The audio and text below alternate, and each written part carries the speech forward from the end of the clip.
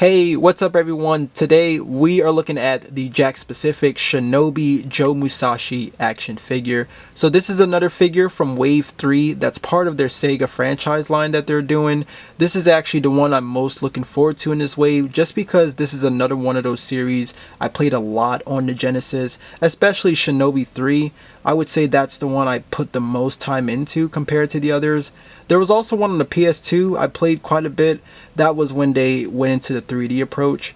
But it is so cool to see Jakks making some more action figures from other Sega titles. And this one makes sense because the new one comes out this August, which I'm really excited about. So here's the packaging right here. You can see the figure along with the accessory that's included, the name there at the bottom, and then we do get the artwork that's based off of the Revenge of Shinobi.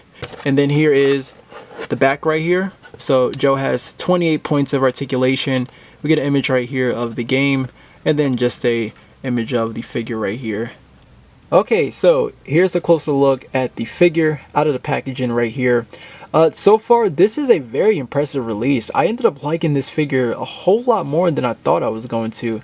I've been saying this, since I reviewed like Ryu and the Were Dragon figure, that they've really been improving a lot with these figures.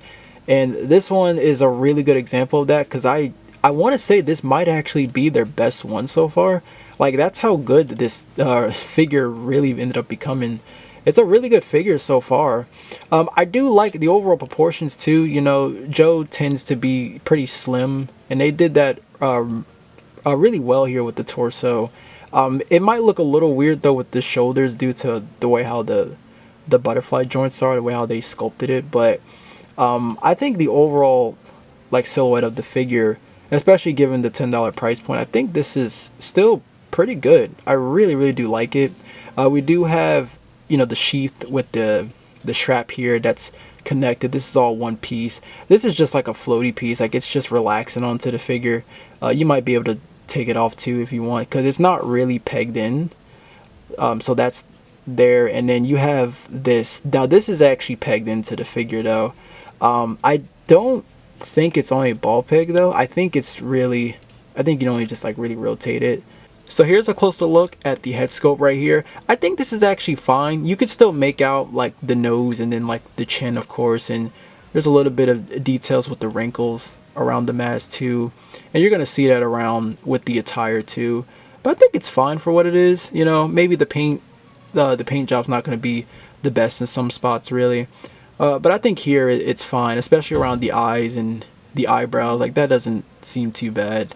Again, I showed off the strap here, and you can see they did added some details with the brown too. There's like the buckle right there.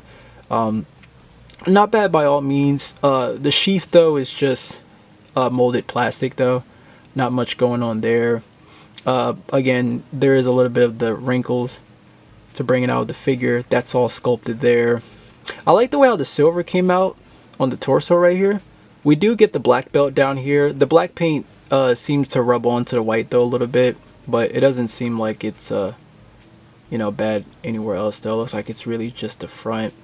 And then here, like the fingerless gloves and then the gauntlet. I'm pretty sure, I mean, like I said, the paint apps aren't gonna be there really. I just reviewed a figure recently that was in this wave, and there was some paint deco that was missing. So you're gonna get that here as well. But I'm pretty sure like these are supposed to be black around it, and along with like the straps here with the kick pads, like these aren't painted either. They're still like molded. But the silver parts doesn't seem too bad on here, and again, even here too, this doesn't look too bad. So you have that. We do get the peg holes at the bottom of the feet as well, and yeah, so far not so bad. Again, I really think this is actually a really good Joe Musashi figure for the price point. Like, aesthetically, this actually looks pretty nice. I'm really liking it so far.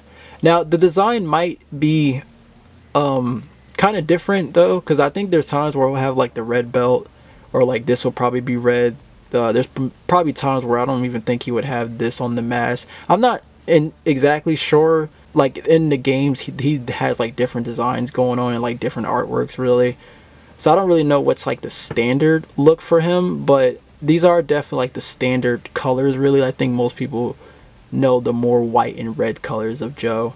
And I think there's times where he has like the gold too, but overall, I mean, you know, for like a classic Joe Musashi figure, I think this still looks really nice. So that's great.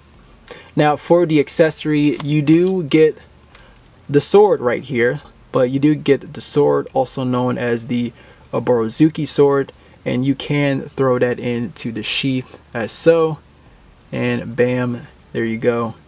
Okay, now let's get into the articulation. So the head is on a double ball peg, but the neck is on a single ball peg.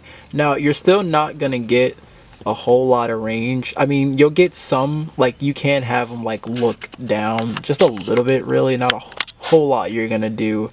And even moving the neck, like it, you know, you'll look down just some, a little bit, but you know, that's fine. You're not gonna be able to look up though, like at all, like just straight, really. And this is already coming in contact with the torso. Not a lot of, well, I don't really think you get any pivoting, just some, but not a whole lot. So just your standard rotation, really, for the most part, and just a little bit to look down right there. Now for the shoulders, the arms do go back and forth. We do get a hinge at the shoulder and really good range from there. You get that much range, and we do have butterfly joints, so it does go far back about here, which is actually really good, really good. And then going far forward, you can actually, if I put the joint maybe like this way for the shoulder, you can still have the arm go a little bit across the chest right there, and that's still pretty good. And we do have our bicep cut. We are double jointed with the elbows, which do have pins, of course, but the range still isn't bad. And then for the wrists, they rotate, and there's actually a hinge, and even the hinge is actually really good too. Like you get a hinge, like it goes far back about there, and then it goes like far forward right there. So even the hinge for the hands are really good. I think that improved a lot. Now the torso, they've improved a lot too. I've had issues with these figures with the torso, but they've done a really good job so far. So instead of us just getting the single ball peg here, they added a ball peg to the waist as well.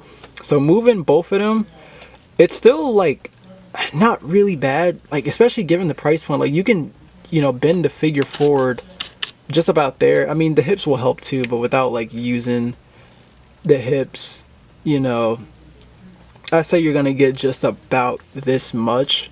I think the top joint has more range than the bottom, and it does, there's gonna be like a gap, of course, the way I would sculpt it, but that's still pretty impressive, you know, for just 10 bucks. And then same thing going back, there's gonna be like the gaps, really, but you get that much. I'm trying to move the arm a little bit, but yeah, you get that much range. Like that's still really nice, really nice, right? To the side, it's going to be the same, where like most of the range is going to happen at the top joint. But yeah, not bad at all. And you can rotate at the waist too, and then there's a rotation up here too.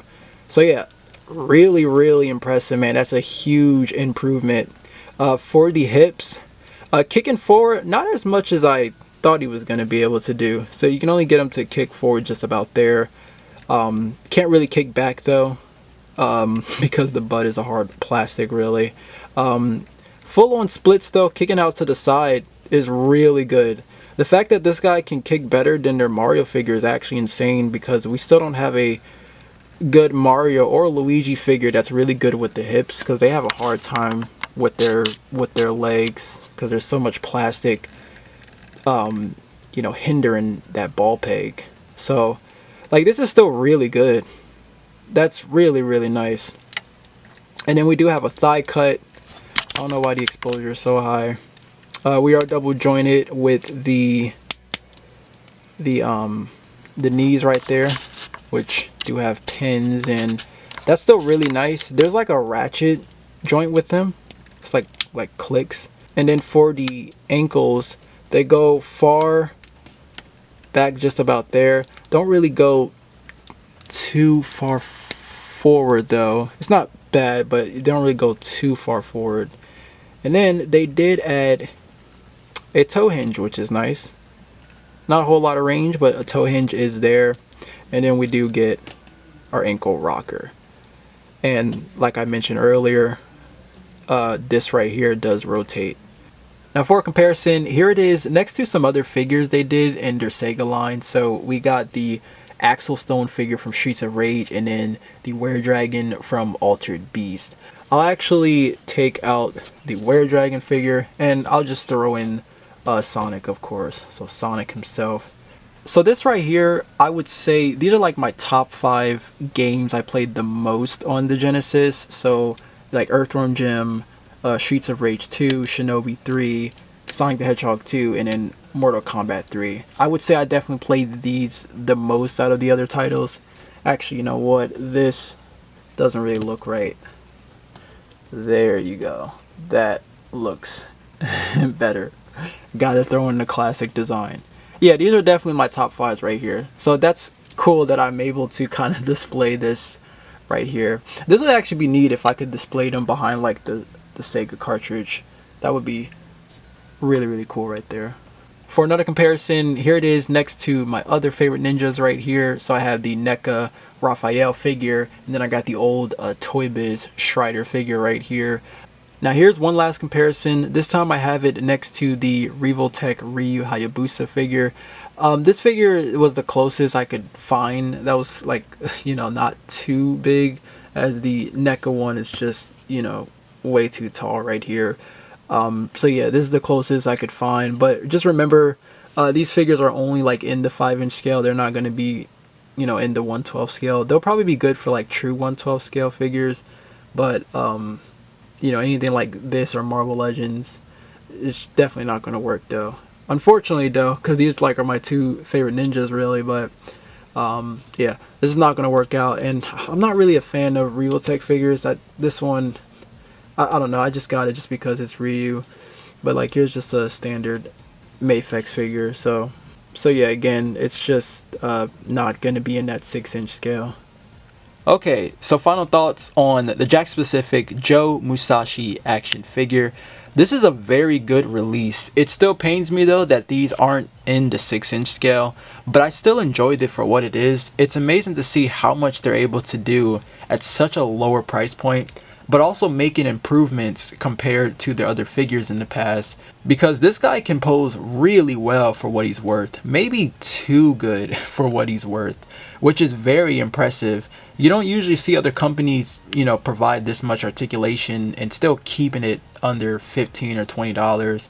But Jada Toys is doing a really good job with that. Not like under $15 or $20, but they're still keeping it roughly like 20 to 25 with their figures. So Jakks is doing a really good job at keeping it at such a low price point like this. Now the downside about these figures is that they won't have a lot of paint, or sometimes there may be some paint deco missing, and they don't really come with like, you know, that many accessories either. However, for what they're worth, and you know, the sculpt's looking decent at times, I'd say they still nail it in those categories. One more thing that I forgot to mention is that his gripping hand is on a vertical hinge to wield his sword. Almost forgot to mention that one. But overall, the figure is amazing. I'd say it's probably their best one yet in this line. I didn't review the other one yet, but as of right now, this one is definitely it. This one takes it out of the other ones they did in their Sega franchise line. But let me know, what are your thoughts on this in the comments down below. If you want to pick this up, this is only a Walmart exclusive, just like their previous figures. As always, thank you all so much for watching. I hope you enjoyed the review. Until then, take care, my friends. Story Select.